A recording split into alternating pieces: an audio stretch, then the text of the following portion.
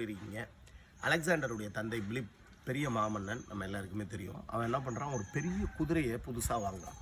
அந்த குதிரையை மக்கள் மத்தியில் அரண்மனை வாசலில் அப்படி ஓட விட்டு அதில் ஏறுறதுக்காக முயற்சி பண்ணுறான். பல முறை முயற்சி பண்ணோம். அந்த குதிரை அவனை திமிரி தள்ளி விட்டுருது.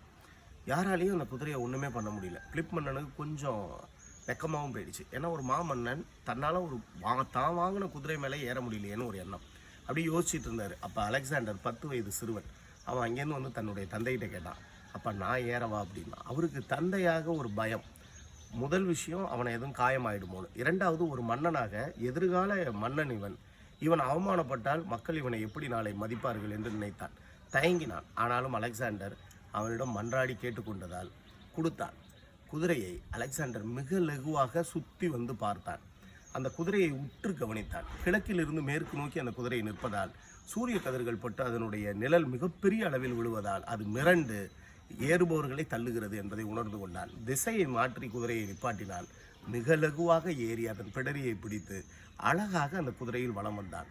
பிலிப் அப்பொழுதே உணர்ந்தார், தன்னை விட தன் மகன் அலெக்சாண்டர் உலகையே வெல்வான் என்று. உலகையே வென்றான். மாற்றி சிந்தியுங்கள், மாற்றி முயற்சியுங்கள், வெல்ல முடியும். நன்றி, வணக்கம்.